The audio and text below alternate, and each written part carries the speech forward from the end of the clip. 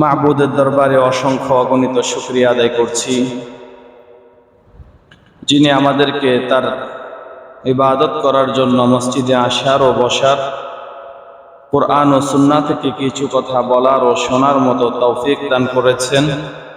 অন্তরের অন্তঃস্থল থেকে শুকরিয়া আদায় করে জবান দিয়ে জোরে জোরে আওয়াজ করে বলি আলহামদুলিল্লাহ।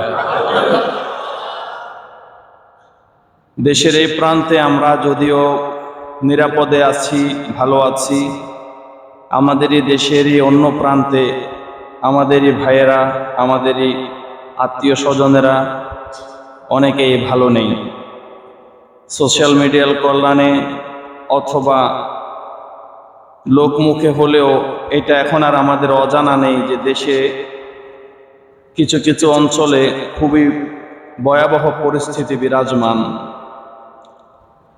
যেখানে মানুষজন ঘুমানো তো দূরে থাক, অবস্থান করা পর্যন্ত, দাঁড়িয়ে থাকা পর্যন্ত সম্ভব হচ্ছে না। ছোট ছোট বাচ্চাদের চাহনিতে দিল ভেঙে চুরমার হয়ে যায়। বৃদ্ধ মায়েদেরকে সন্তানের কাঁধে করে নিয়ে যাওয়ার পথে দুর্ঘটনার শিকার হয়ে মা মারা যাচ্ছে, বাবা মারা যাচ্ছে, সন্তান মারা যাচ্ছে। ঘর থেকে বাবা মাকে উদ্ধার করতে গিয়ে মাকে উদ্ধার করে আশ্রয় কেন্দ্রে রেখে এসেছে, বাবাকে নেওয়ার জন্য এসে দেখে বাবাও নাই, ঘরও নাই। এই পরিস্থিতিগুলো, এই দৃশ্যগুলো, ছোট ছোট বাচ্চারা পানিতে ডুবে যাচ্ছে জীবন বাঁচানোর জন্য, কি আর তারা বুঝে? একটুখানি উপরের দিকে চাহনি দিচ্ছে, সেই চাহনিটা তার ক্যামেরা বন্দী হচ্ছে বা ভিডিওতে ক্যাপচার হচ্ছে। এই দৃশ্যগুলো যখন মোবাইল দিয়ে অথবা আমরা মনিটর দিয়ে দেখি বা অবলোকন করি, তখন আসলেই এটা সহ্য করার মতো অবস্থা থাকে না। একজন মানুষের মধ্যে যতক্ষণ পর্যন্ত মনুষ্যত্ব আছে, সে একজন মনুষ্যত্ব সম্পন্ন মানুষ, এই দৃশ্যগুলো দেখে স্থির থাকা, স্বাভাবিক থাকা খুবই কষ্টসাধ্য। যদি তার মধ্যে নিজের আত্মীয় স্বজন কেউ থেকে থাকে, তাহলে তো তার কথা বলা আরো অবস্থা খারাপ, যে সে তো আসলে নিজেকেই সেখানে ভেবে দেখছে যে আমার অবস্থা কি হচ্ছে, আমার ভাইয়ের অবস্থা কি হচ্ছে। বিদ্যুৎ বিচ্ছিন্ন, যোগাযোগ বিচ্ছিন্ন, যারা প্রবাসে পাড়ি দিয়েছে এই পরিবারেরই সুখের জন্য, অর্থ উপার্জনের জন্য, সেই প্রবাস থেকে যখন তারা তাদের সেই আপনজনদের সাথে যোগাযোগও করতে পারছে না, তারা কেমন আছে এই খবরটুকু পর্যন্ত নিতে পারছে না, শুধু অজানাভাবে এতটুকুই জানতেছে যে এই অঞ্চলের মানুষগুলো ভালো নেই।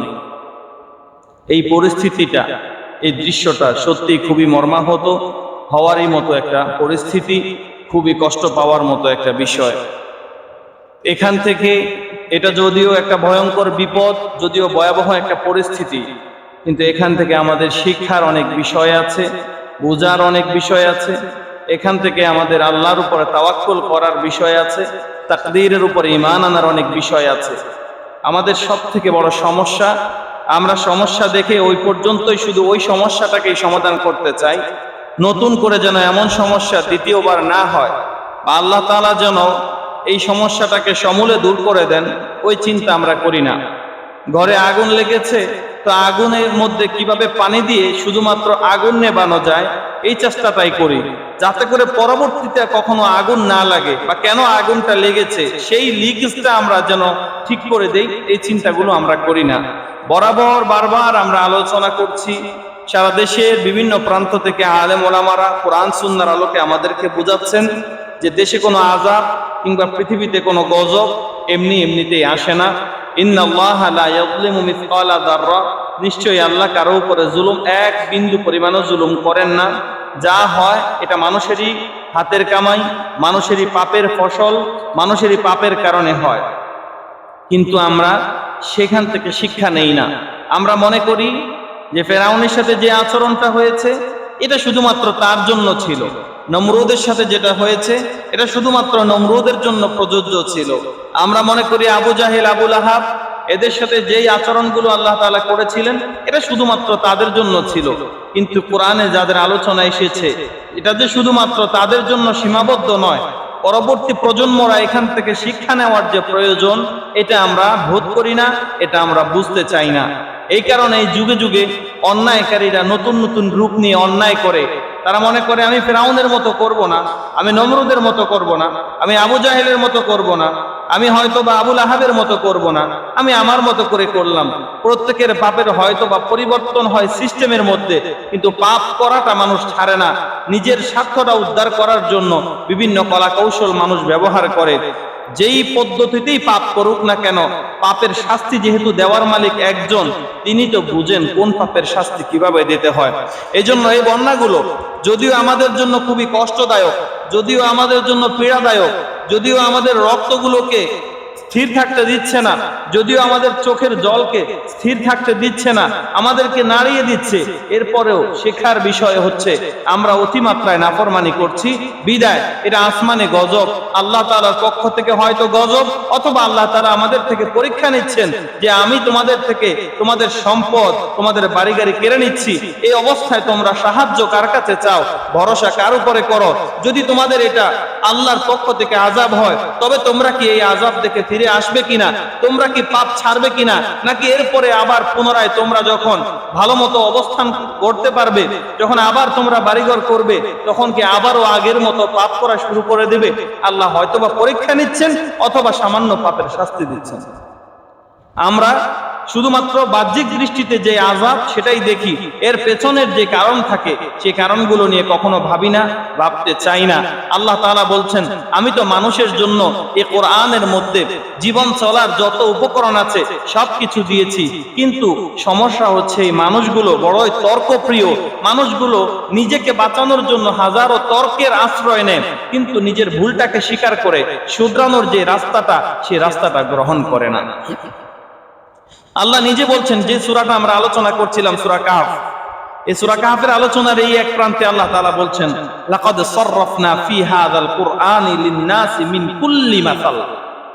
লাকাদ সাররাফনা, যে আমি আলোচনা করে দিয়েছি, ফি হাযাল কুরআন, এই কোরআনের মধ্যে, লিন-নাস, মানুষের জন্য, মিন কুল্লি মাসাল, মিন কুল্লি মাসাল, যত রকমের উদাহরণ দেওয়ার দরকার, মিসাল দেওয়ার দরকার, উপমা দেওয়ার দরকার, আল্লাহ তাআলা বলছেন আমি সকল রকমের উদাহরণ মানুষ বোঝার মতো করে এই কোরআনের মধ্যে দিয়েছি। কিন্তু কানাল ইনসান, এই মানুষগুলো আকসার, বেশিরভাগ, শাইইন, বিষয়ে জাদালা, ঝগড়া করে, তর্ক করে।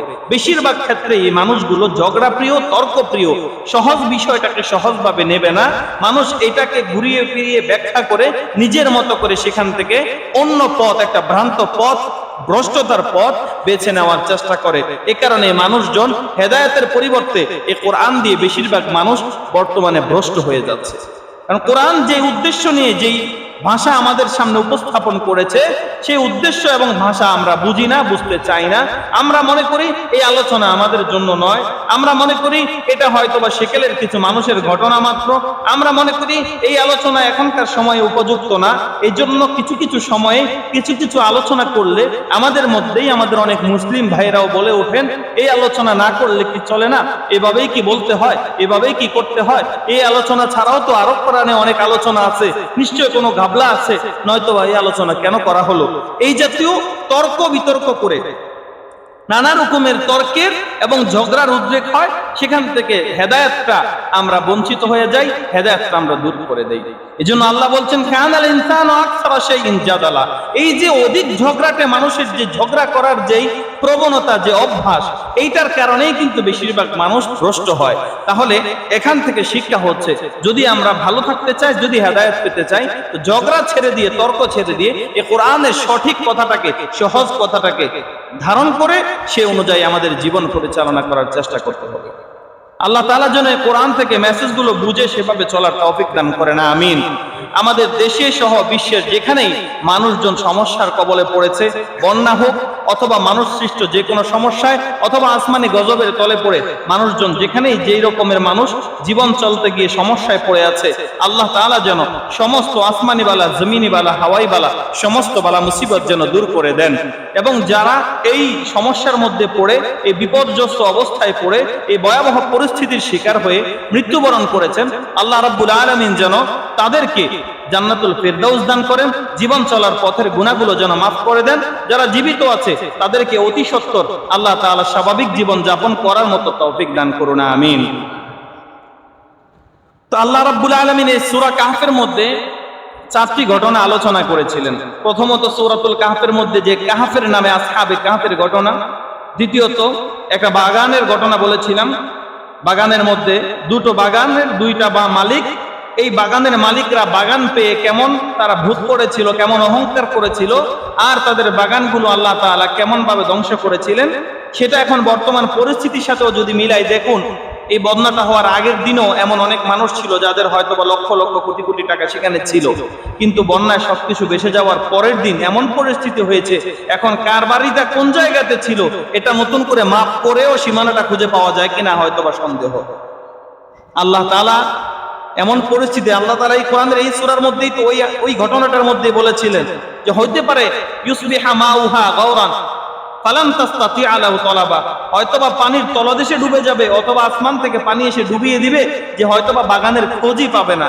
বিষয়টা তো এমন হলো, হয়তোবা তলদেশে পানি ডুবে যায় নাই, কিন্তু অধিক পানি হওয়ার কারণে ঘর ডুবে গেছে, এখন আর ঘর খুঁজে পাওয়া যাচ্ছে না। কত মানুষের সহায় সম্বল যারা কষ্ট করে শুধুমাত্র থাকার মতো একটা খাট আর হয়তোবা জীবন চলার মতো সামান্য উপকরণ ব্যবস্থা করে একটা রুম কোন রকম তার জীবনের সব উপকরণ দিয়ে করেছিল, আজকে হয়তোবা সেটুকু হারিয়ে নিঃস্ব হয়ে আছে।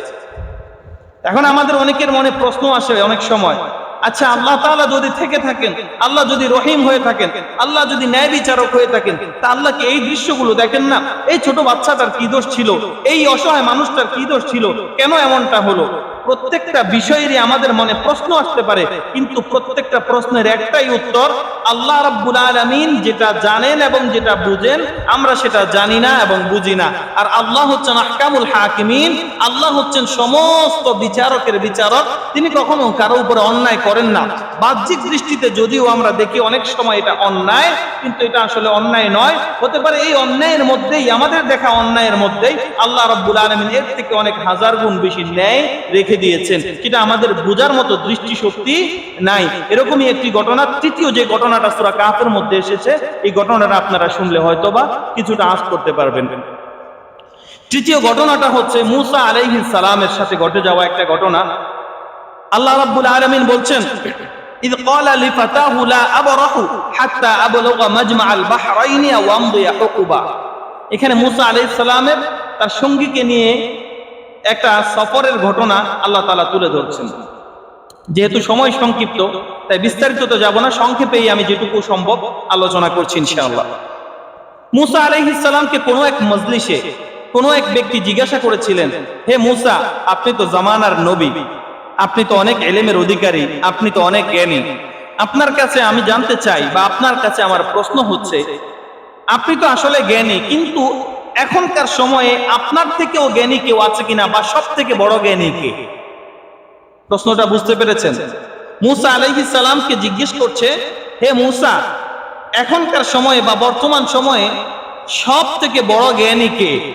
মূসা আলাইহিস সালাম স্বভাবত এটাই ভাবলেন যে প্রত্যেক জামানাতে আল্লাহ রাব্বুল আলামিন যেই নবীকে পাঠান, ওই নবীকে ওই জামানার মধ্যেই সব থেকে বেশি শিক্ষা দিয়ে পাঠিয়ে থাকেন।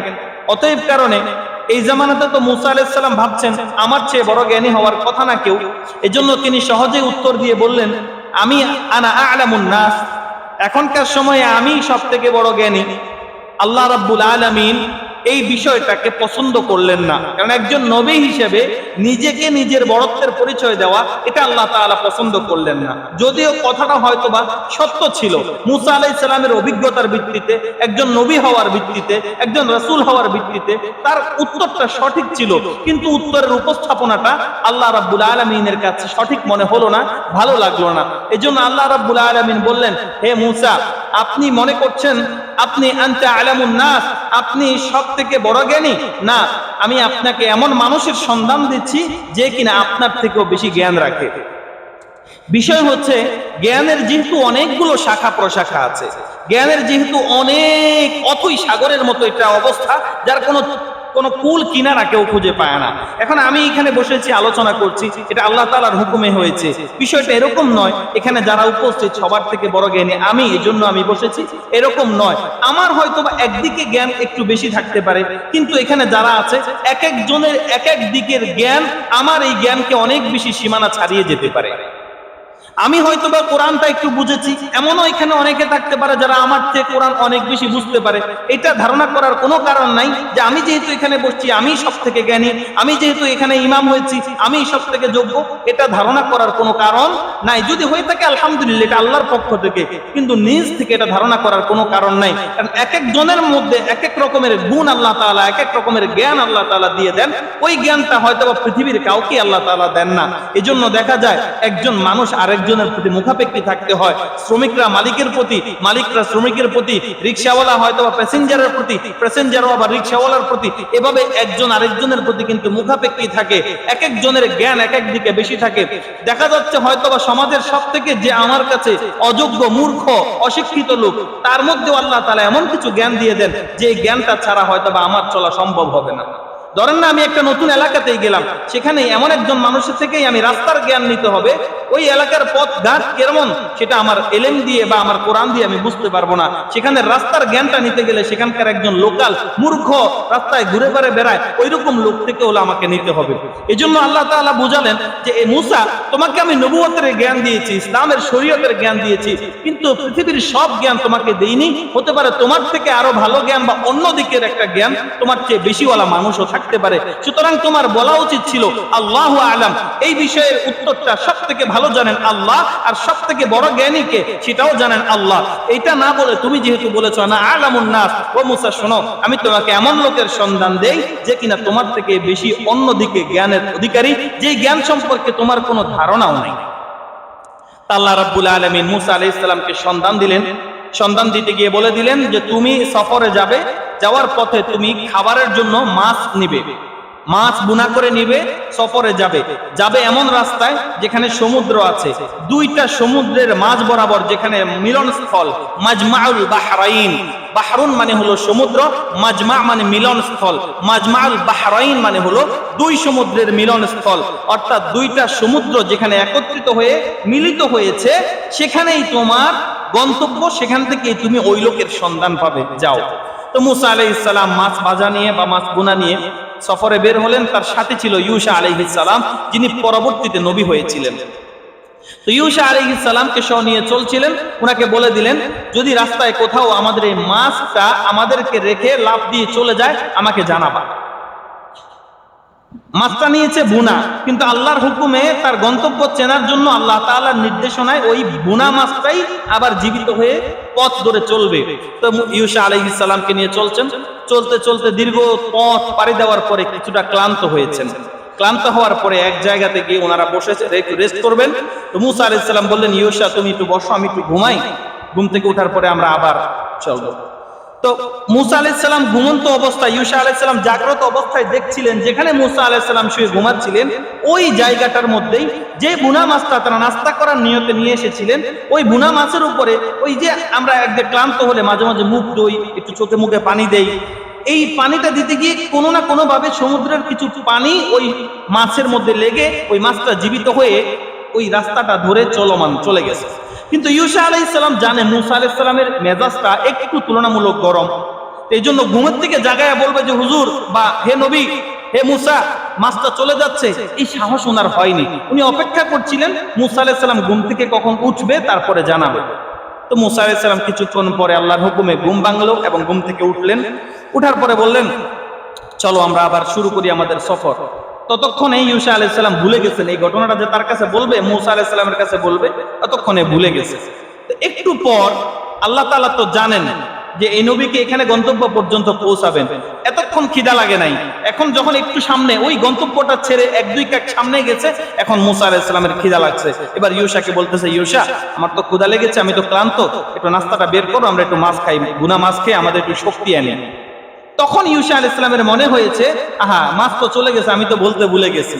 ভয়ে ভয়ে আছে, উনি আতঙ্কের মধ্যে। মুসা আলাইহিস সালামে থাপ্পড় দিয়ে মেরে ফেলার ঘটনা কিন্তু মুসা আলাইহিস সালাম জানে যে মুসা আলাইহিস সালামের থাপ্পড়ের পাওয়ার কিন্তু অনেক। বলতেছে আর ভয় পাচ্ছে, একে তো মাছ চলে গেছে ধরে রাখতে পারে নাই, দ্বিতীয়ত গেছে সাথে সাথে জানায় নাই, তৃতীয়ত ঘুম থেকে ওঠার পরেও সাথে সাথে বলে নাই। এই যে এতগুলো কাহিনী, মুসা আলাইহিস সালাম মার দেয় কিনা এই ভয়ে ভয়ে উনি নিজের থেকে বলতেছে। কিন্তু এই দিক দিয়ে উনি যতটাই ভয় পাচ্ছে, ওই দিক দিয়ে মুসা আলাইহিস সালাম ততটাই খুশি, কারণ মুসা আলাইহিস সালাম তার গন্তব্যে এসে পৌঁছে গেছেন। উনি জানতেন যে যেখান থেকে মাছ চলে যাবে পথ ধরে, ওটাই ওনার গন্তব্যের পথ। তো ইউসা আলাইহিস সালাম ভয়ে ভয়ে বলছিলেন, অভয় দিয়ে, সাথে সাথে এটাও বলতেছেন, হে নবী, মা আনসানিহু ইল্লা শাইতানু আন আযকুরা, আপনি এটা মনে করবেন না যে আমি নিজে নিজে ভুলে গেছি, শয়তান আমাকে ভুলাইয়া দিছে, আমার নিজের থেকে তো এটা ভুলার কথা না।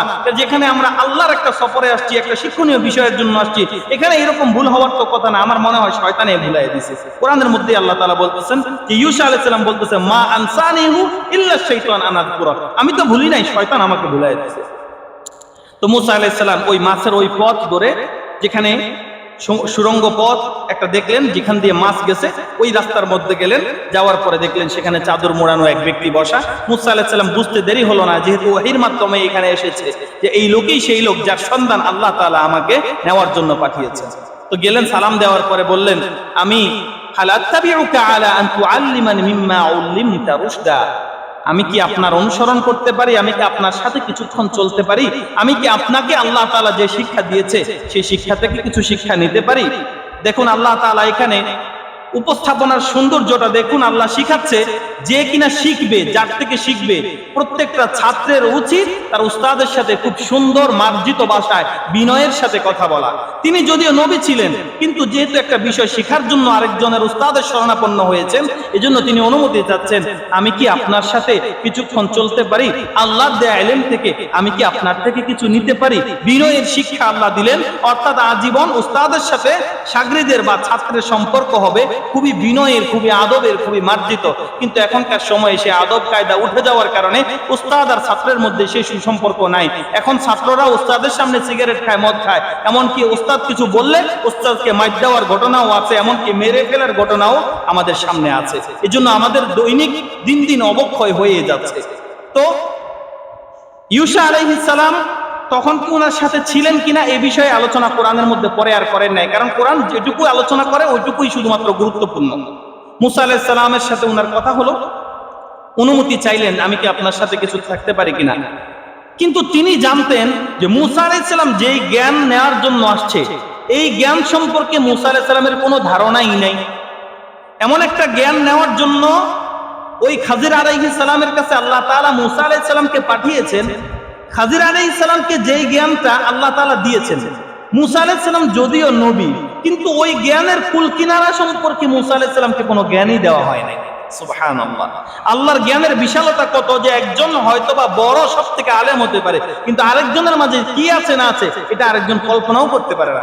এই জন্য খাজির আলাইহিস সালাম বলতেছে, আমি আপনাকে আমার সঙ্গে নিতে পারি, কিন্তু আমার তো মনে হয় না আপনি ধৈর্যের সাথে আমার সঙ্গে থাকতে পারবেন বা আমার থেকে কিছু শিখতে পারবেন।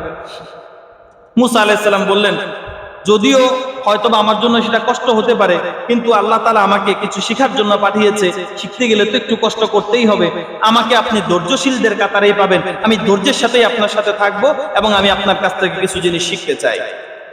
তো খাজির আলাইহিস সালাম বললেন, ঠিক আছে, যদি শর্ত এটাই থেকে থাকে, এটা যদি মেনে নাও যে ধৈর্যের সাথে থাকবা, আমি যা করি না করি, বুঝো আর না বুঝো চুপ করে থাকবা, কোনো প্রশ্ন করবা না, এই একটা শর্ত যদি মেনে নিতে পারেন, তাহলে আপনি আমার সাথে চলতে পারেন। আর যদি বলেন যে না, কোনো কিছু দেখলেই আপনার প্রশ্ন করতে মন চাইবে বা প্রশ্ন করে বসে থাকবেন, তাহলে আপনি আমার সাথে চলতে পারবেন না, প্রশ্ন করলেই আপনার সাথে আমার সম্পর্ক বাতিল, আমি আপনাকে কিছু শিখাবো না।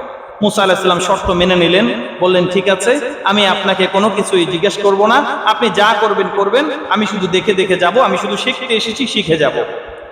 ঠিক আছে, পথ চলা শুরু করলো। যেহেতু সমুদ্রের পথ, নদীর পথ, নদী পার হওয়ার জন্য বা সাগর সমুদ্র পার হওয়ার জন্য নৌকার প্রয়োজন। একটা নৌকার মাঝিকে ডাকলেন, দুজনেই নৌকাতে বসলেন, নদীর এপার থেকে ওপারে গেলেন। যাওয়ার পরে নদী থেকে নামার আগ মুহূর্তে ওই খাজির আলাইহিস সালাম, যার কাছে মুসা আলাইহিস সালাম শেখার জন্য গেলেন, উনি যে কোনো ভাবে ওনার হাতের কোনো যন্ত্র দিয়ে কিংবা অন্য কোনো শক্তি খাটিয়ে ওই নৌকার একটা কাঠ, একটা টুকরা ভেঙে দিলেন। যেই মাঝি উনাদেরকে নৌকা দিয়ে এই পার থেকে ওই পারে নিয়ে গেলেন, একটা টাকাও নেয় নাই, কারণ ফ্রি সার্ভিস দিছে একজন আলেম দেখে, একজন লেবাস দেখে ওই খাজির আলাইহিস সালামকে ওই মাঝিরা চিনতেন, এই জন্য ওই সম্মানে টাকা নেয় নাই, বিনা টাকায় নদীর এই পার থেকে ওই পারে নামিয়ে দিলেন। কিন্তু খাজির আলাইহিস সালাম নদীর ওই পারে গিয়ে মুসা আলাইহিস সালামের সামনে নৌকার একটা কাঠকে একবারে ভেঙে দিলেন বা একটা ছিদ্র করে দিলেন, যেখানে পানি ওঠা শুরু হয়ে গেছে।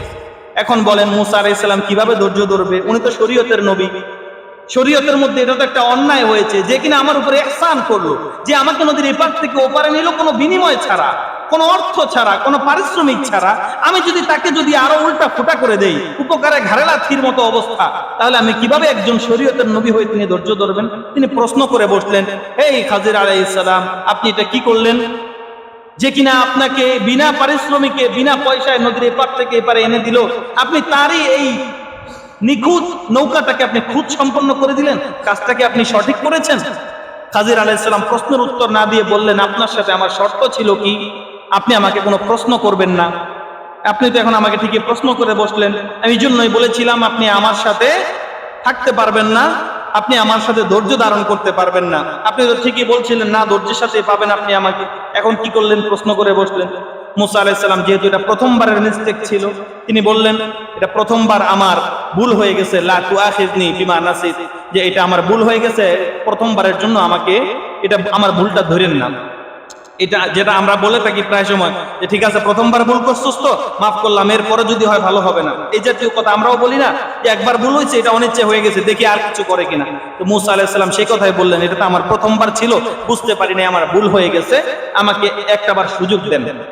তো পথ চলতে চলতে শুরু করেছেন, প্রথমবার সুযোগ দিলেন, একটু পরে দেখলেন একটা বাচ্চা কয়েকটা বাচ্চার সাথে মিলিত হয়ে খেলাধুলা করতেছে, খুব সুন্দর ফুটফুটে একটা বাচ্চা। খাজির আলাইহিস সালাম গেলেন, গিয়ে কথা নাই বার্তা নাই, বাচ্চাটার মুখের মধ্যে এত জোরে একটা থাপ্পড় দিলেন, তার গর্দান থেকে মনে হয় মাথাটাই আলাদা হয়ে সে জায়গায় মধ্যে মারা গেল। একটা বাচ্চা নিষ্পাপ নাবালেগ সন্তান, তার কোনো গুনাহ এখনো লেখা শুরু হয় নাই, সে যদি কাউকে মাইরও দেয় তারপরও তার সাথে শিশু সুলভ ভাবে তার শাস্তির ব্যবস্থা আছে। কিশোর গ্যাং যারা, তাদের শাস্তি একরকম, যারা যুবক তাদের শাস্তি একরকম, মানে এটা একটা ছোট বাচ্চা, নাবালেগ বাচ্চা, তাহলে একে তো মারার কোনো বিধান নাই। মুসা আলাইহিস সালাম শরীয়তের নবী, উনি কিভাবে এটা ধৈর্য ধরে দেখবেন? উনার সামনেই একটা হত্যাকাণ্ড হবে, একটা ছোট বাচ্চা মাসুম বাচ্চাকে মেরে ফেলবে, উনি তো ধৈর্য ধারণ করতে পারলেন না। মুসা আলাইহিস সালাম সাথে সাথে খাজিরকে বললেন, এ খাজির, আপনি এটা কি করলেন? এ একটা বাচ্চা, এর কি এমন অপরাধ ছিল? সে তো খেলাধুলা করছিল, আপনাকে তো সে কিছু বলেও নাই, আপনাকে তো সে কিছু বলেও নাই, আপনার সাথে কোনো বেয়াদবিও করে নাই, আপনি তাকে কিছু বললেনও না, গিয়েই সাথে সাথে আপনি তাকে থাপ্পড় দিয়ে মারলেন। এটা কি আপনার দ্বারা ঠিক হয়েছে? আপনার কাছে আমি কি শিখবো বলেন? এই যে আপনি এই কাজটা করছেন, এটার আপনি জবাব দেন। খাজির আলাইহিস সালাম প্রশ্নের উত্তর না দিয়ে প্রশ্নের যে শর্ত ছিল, শর্তের কথা মনে করিয়ে দিয়ে বললেন, হে মুসা, আপনার সাথে আমার শর্ত ছিল কি, কোনো প্রশ্ন করবেন না, আমি যাই করি না করি, বুঝেন বা না বুঝেন চুপ থাকবেন। আপনি আমাকে আবারও প্রশ্ন করলেন, তাহলে এখন কি করার?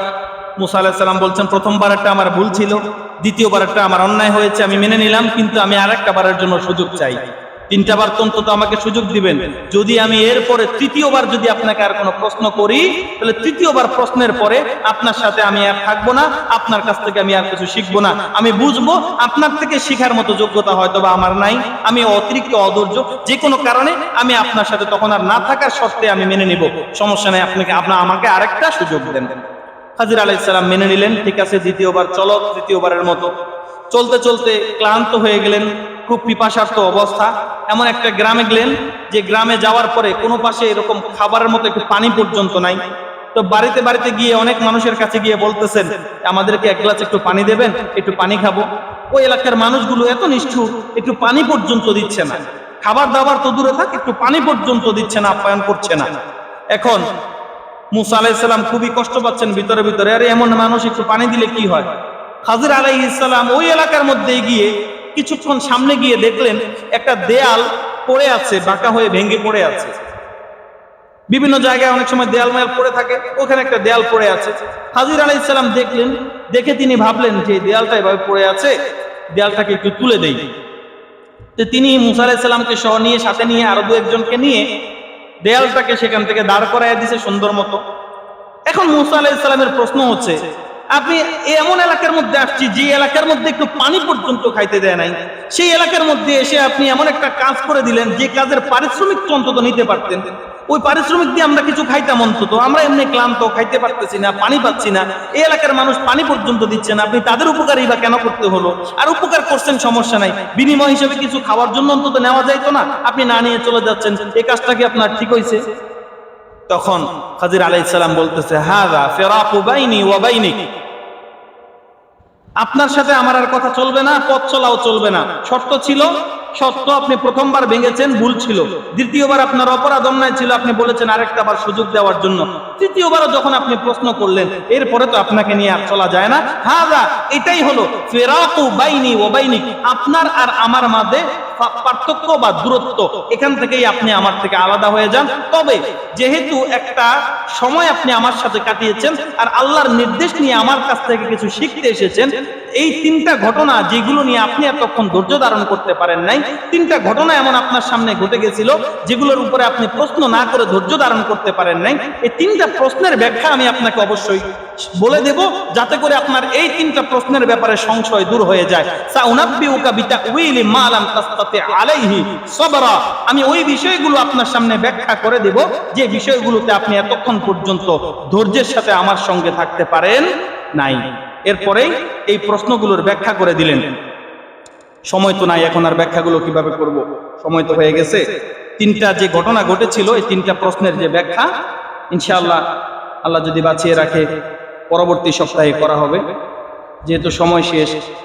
তো এই তিনটা প্রশ্ন, এই যে তিনটা ঘটনা ঘটলো, এখানে তিনটা ঘটনা যদিও তিনটা ঘটনা প্রত্যেকটাই শরীয়ত বিরোধী, আমাদের চাক্ষুষ দেখাতে শরীয়ত এগুলোকে সমর্থন করে না।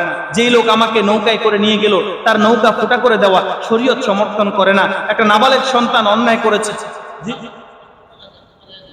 সাউন্ড নাকি উপরে হচ্ছে না বলে, তো যেই নাবালেগ সন্তান যে এখনো পর্যন্ত বালক, তার খেলাধুলারই বয়স, ওই বয়সে তাকে একটা থাপ্পড় দিয়ে মেরে ফেলা, এটা কখনোই শরীয়ত সমর্থন করে না। তৃতীয়ত, শরীয়ত এটা দাবি করে যে যেখানে মানুষজন নিজের জীবন বাঁচানোর প্রয়োজন, সেখানে গিয়ে মানুষ চাইলে যে কোনো জায়গা থেকে কাজ করে পারিশ্রমিক নিতে পারে, সেখানে আপনি পারিশ্রমিক নেবেন না কেন? এই বিষয়গুলো শরীয়তের দৃষ্টিকোণ থেকে প্রত্যেকটা বিষয় মুসা আলাইহিস সালামের প্রশ্ন করাটা সঠিক ছিল। কিন্তু খাজির আলাইহিস সালাম যেহেতু আল্লাহর পক্ষ থেকে ওহীপ্রাপ্ত একজন ব্যক্তি ছিলেন, তিনি নবী ছিলেন কিনা সেটা ভিন্ন কথা, কিন্তু ওনার এই জ্ঞানগুলো আল্লাহ প্রদত্ত জ্ঞান ছিল বিধায় এই কাজগুলোও সঠিক ছিল।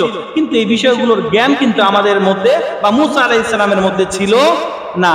এইটাই বলছিলাম যে বাহ্যিক দৃষ্টিকোণ থেকে অনেক কিছুই দেখা যায়, হয়তোবা আমার চোখে দেখা সেটা অন্যায় হতে পারে, আমার চোখে দেখা সেটা জুলুম হতে পারে, আমার অধৈর্যের কারণ হতে পারে, আমি প্রশ্ন না করে সেটা অপেক্ষা করে থাকতে পারি না, এমন হতে পারে, পরিস্থিতি আমার জানার বা আমার এলেমের অনেক বাহিরে চলে যেতে পারে। কিন্তু মনে রাখতে হবে একটাই, আল্লাহ রাব্বুল আলামিনের জ্ঞানের বাহিরে কোনো কিছু নাই। তিনি জেনে বুঝে শুনে কোনো কিছু অন্যায় হোক এমন কিছুই তিনি করেন বা করতে দেন না। এই জন্য দেশের যে পরিস্থিতি হচ্ছে, এটা একটা আমাদের জন্য খুবই কষ্টের বিষয়, কিন্তু এর পিছনে আল্লাহ রাব্বুল আলামিনের হয়তোবা এর চেয়ে বড় কোনো নিগুড় রহস্য রয়েছে, এর চেয়ে বড় কোনো রহমত রয়েছে, এর মধ্যেই কল্যাণের হয়তোবা ফয়সালা রয়েছে। আমরা এখান থেকে শিক্ষা নিয়ে ইনশাআল্লাহ আমাদের জীবনটা সেখান থেকে শিক্ষা নিয়ে আমরা কিভাবে পাপ থেকে বাঁচতে পারি, পাপ থেকে ফিরে আসতে পারি, আমরা কিভাবে অহংকারী না হই, অন্যের পতন থেকে আমরা কিভাবে পতন না হই সুন্দরভাবে চলতে পারি, আমরা যেন অন্যের উপরে জুলুমকারী না হয়ে যায়, এই বিষয়গুলো শিক্ষা নিয়ে যদি আমরা চলতে পারি, আশা করা যায় হয়তোবা আল্লাহ তাআলা অন্যদের থেকে নেয়া এই শিক্ষার কারণে আমাদেরকে মুক্তির ব্যবস্থা করে দিবেন। আল্লাহ রাব্বুল আলামিন সারা বিশ্বের সমস্ত মুসলিম জাতিকে কোরআন সুন্নাহ থেকে বুঝে শুনে ইলম নিয়ে সে অনুযায়ী জীবন পরিচালনা করার তৌফিক দান করুন, আমিন। ওয়া মা তাওফীকি ইল্লা বিল্লাহ।